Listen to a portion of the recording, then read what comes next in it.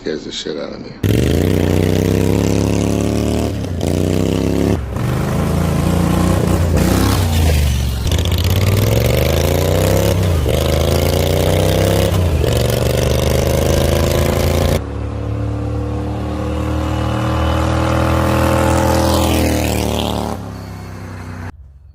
What's up, guys? It's Gary with Diesel Fuel Network. So, have here my old racing tractor, off-road tractor, kind of just thing that I tooled around with for a while, a few years back. Well, many years ago I built this. I probably built this like, I don't know, 6-7 years ago at least, maybe more. And it evolved over time. I actually built it probably closer to 10 years ago, just as a machine that moved and drove. And it was, of course, just it was a Craftsman lawnmower. And then the Agway bodywork is just because it looks cool.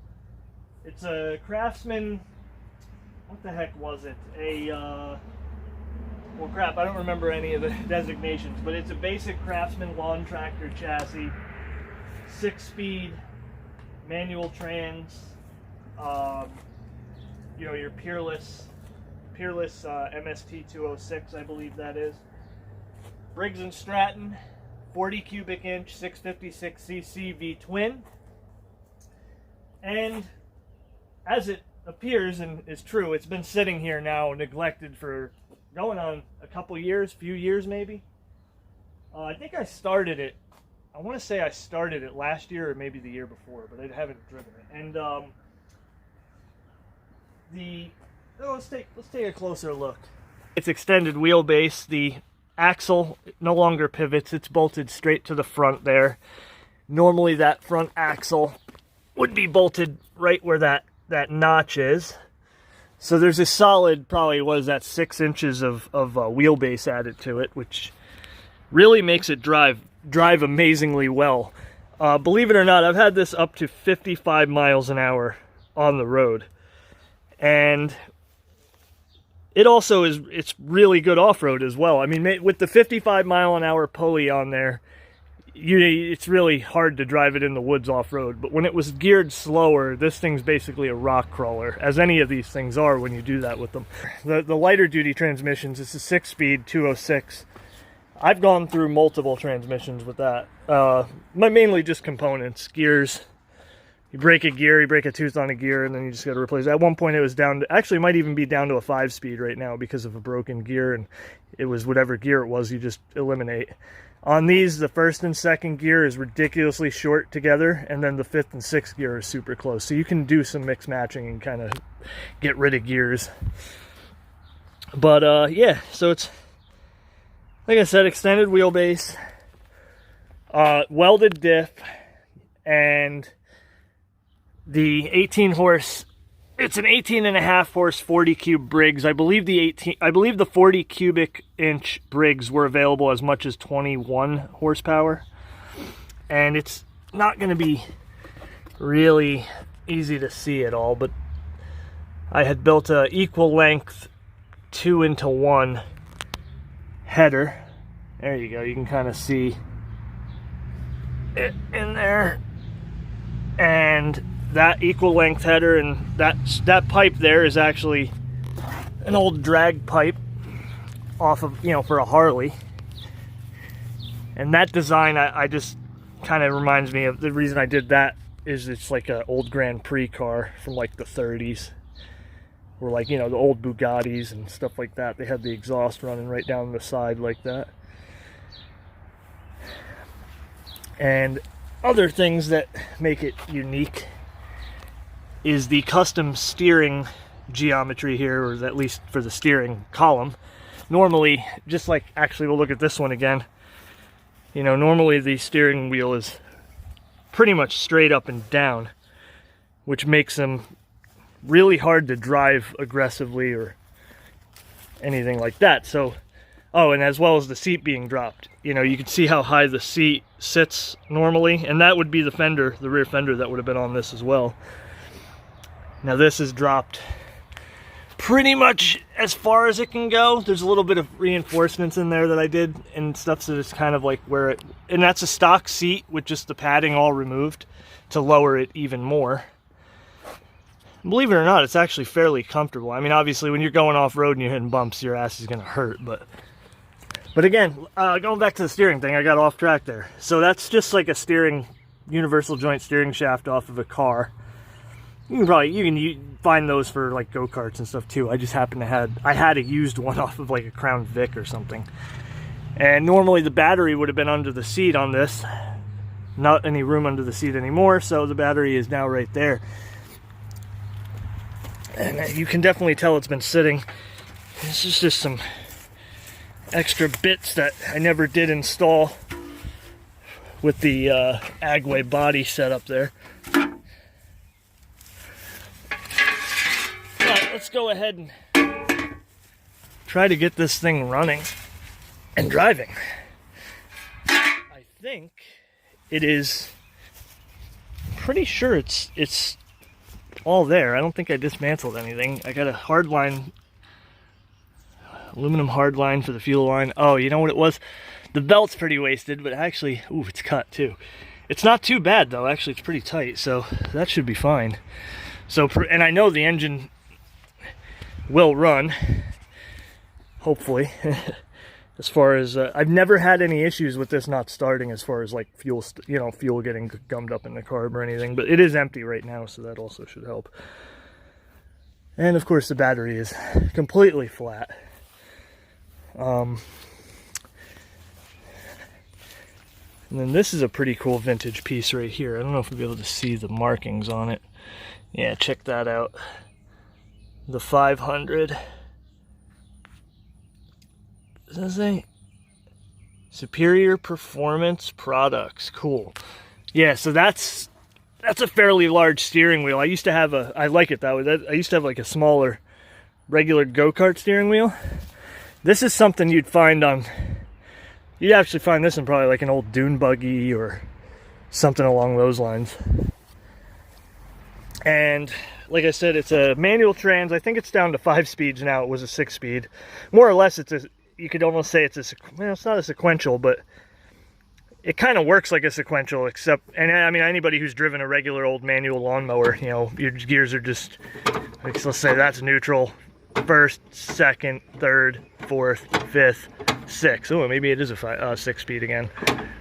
6, 5, 4, 3, 2, 1, neutral, reverse. Oh yeah, we got 6 speeds again. I forgot about that.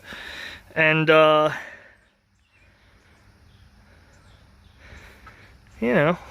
that's about it.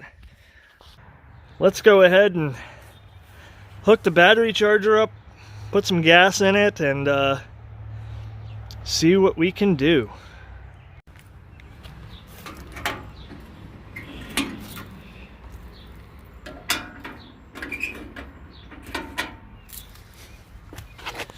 That one's long gone. Now, this other cool thing, it's got that nice long look to it. The hood actually used to bolt right here and pivot, but then that doesn't look good, then it's just like riding over top of this. So it's actually perfect. It fits perfectly like that. Of course, after many years of off-road and on-road abuse, it's fitment has kind of seen better days, I guess you'd say.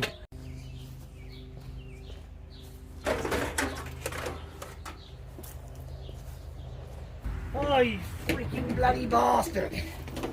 Freaking one-wheeled piece of... Actually, it's a one-wheeled amazing battery charger that I like. Hopefully she comes to life. Hey, I just realized. Dude, I got a lithium battery from my motorcycle I can stick on this. It might frickin' just fire it right up. Well, hell, let me try to get that lithium battery mounted up in this thing. That'll change everything. Alright, now. Is that tackle gonna be right in me way now? That sure probably is, guy. Come on. Oh, there we go. There she goes. Well, it's got plenty of oil in it, so. And, uh-oh. Oh, okay. Whew. Had me nervous for a second.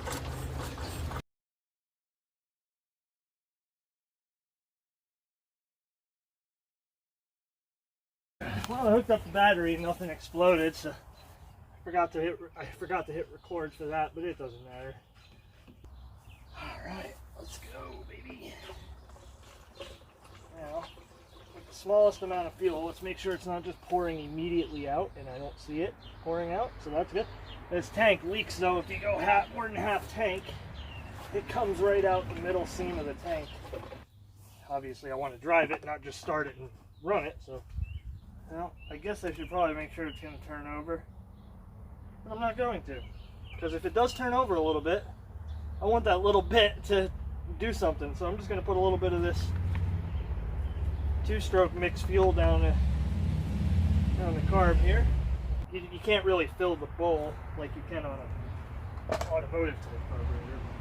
There we go, way too much. You know, when you got an engine that's been sitting a while, you actually kind of want to put a little bit too much gas in there. It'll help. Let me get it. I have a thing to hold this clutch down for me. And that thing is a screwdriver, which actually is right here, conveniently in the chassis. So for that very reason. Clutch down, jammer, just like that. Now she's free to turn.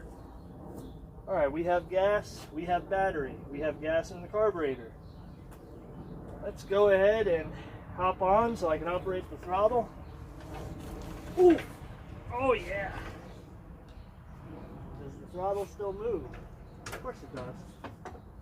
She's in neutral, I'd imagine. Yep. All right, what do we got? That's headlights, so that's ignition on. And you got headlights, which just blew. It worked a second ago. I literally just watched it blow. Ignition on, ignition off. Choke, start. Now that choke's gonna be real stiff, so I'm gonna go set the camera down. I'm gonna get that to move. There she goes.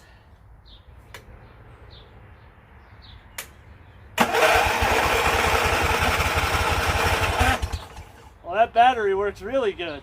I did not expect it to actually work that good. I'm freaking happy about that.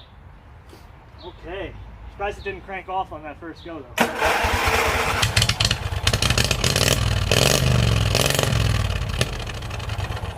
Well, that's still with the choke on, so she's not...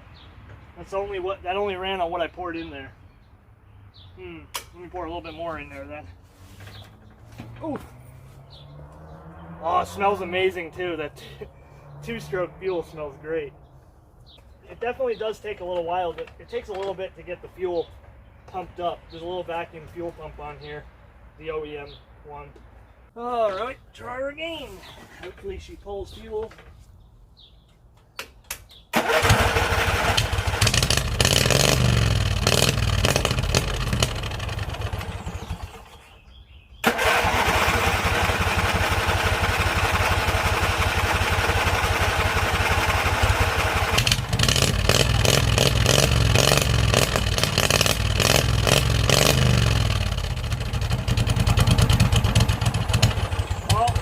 I thought she was going to idle.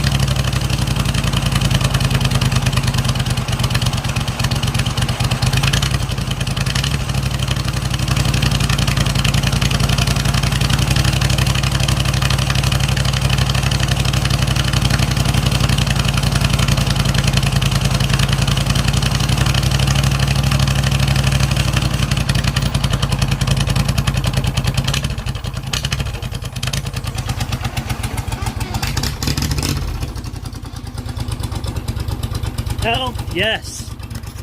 She's idling. Listen to that. Yes.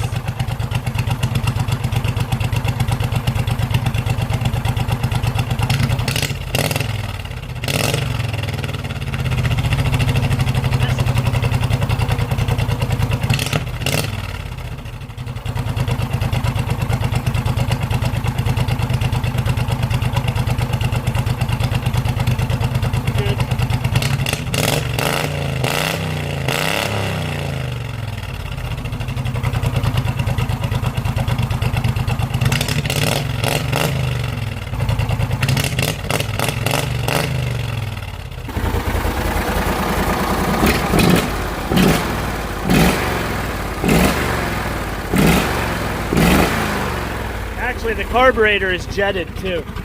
I mean, I drilled the jets out. Both the pilot and the main jet are drilled out for that pipe. And I'll tell you what a difference that made when I did that.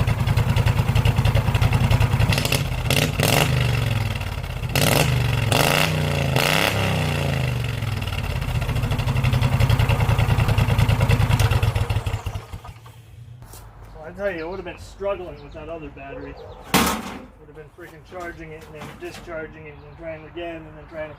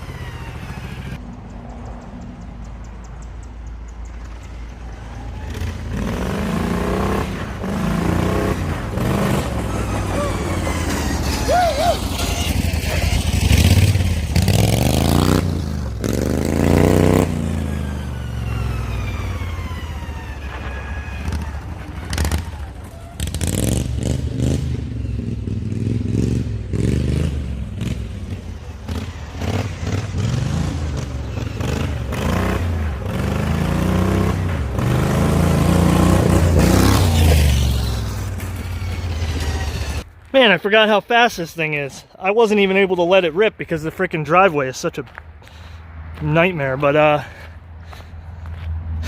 you know what? Let's just take it up the road.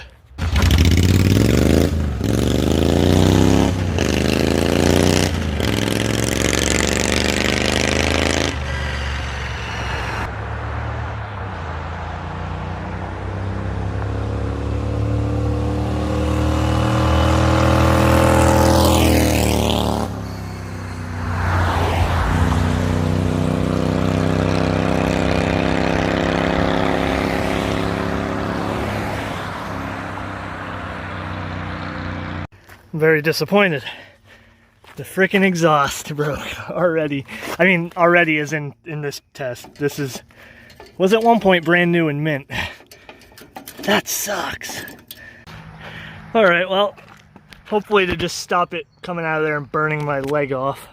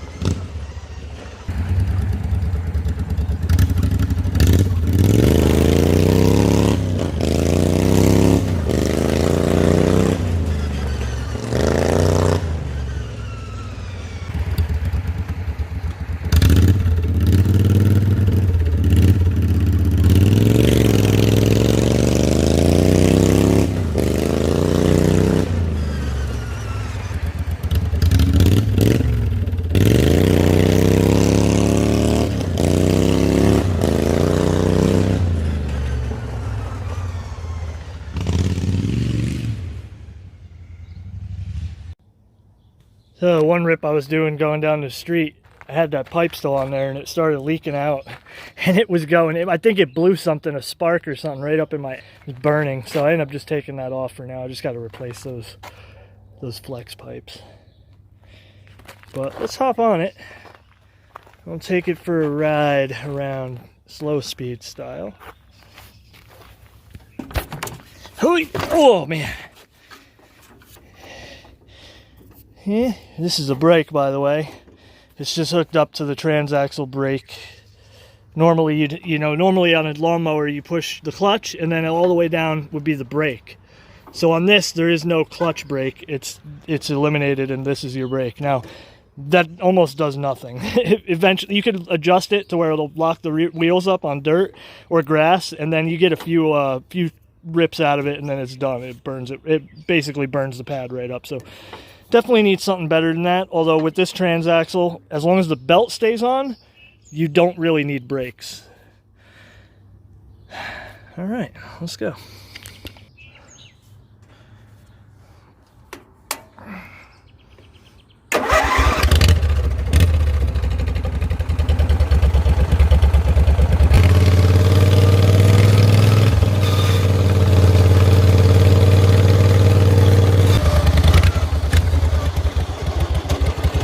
Second gear.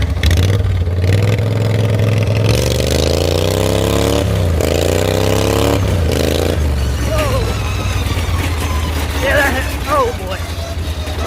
Yeah, definitely gotta go slow with the head mount on. It almost flew off my head.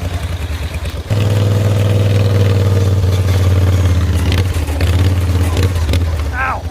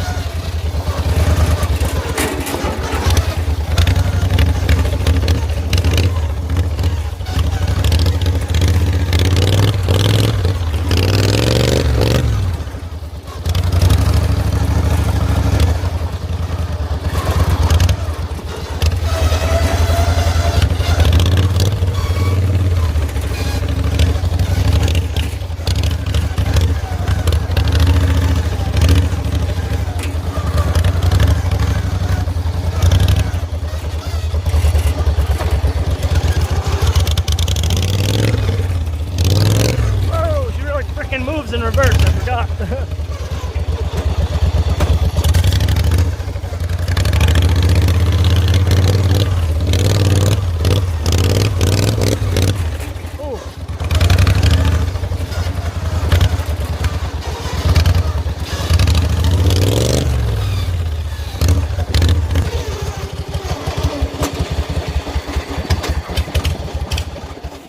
Oh, you know what? I bet it's out of gas, because I didn't put that much in it. Well, there it is. And it freaking rips. I forgot how fast this thing is. I want to get... I actually... Now I'm excited, because there's a few things that I had wanted to do to this in the past. And now I'm kind of motivated to want to do it again, which is I want to put like proper trailer hubs on the front, with some high-speed bearings and trailer wheels. Real tall, skinny trailer wheels. And then basically have big, tall trailer wheels with skinny tires all the way around. But actually, I gotta say, I'm surprised and a little bit happy the transmission didn't blow on those 20 launches. But yeah, she's holding up. All right, well, that does it for this one. I'm fully covered in dirt. I don't feel too bad though. Didn't hurt that bad driving it around, but man, that thing is fast and it freaking just laid into it. No rev limiter. I used to have the rev limiter set at like 4,000 or 4,500 maybe. I just screaming, and the engine's still holding together fine. It's not the first time I've had it up that high. But man, that thing, when I'm going down the road that fast, I'm just waiting for a wheel to come flying off. Which is why I need to do the trailer hubs and trailer wheels on it. But just around here in the driveway, I mean, you ain't gonna kill yourself doing that. Man, that thing is fun though. I can't believe it's been so long since I've had it running and driving. I'm freaking so pumped on how awesome it is. But I guess that does it for this one. Thanks for watching. We'll see you next time.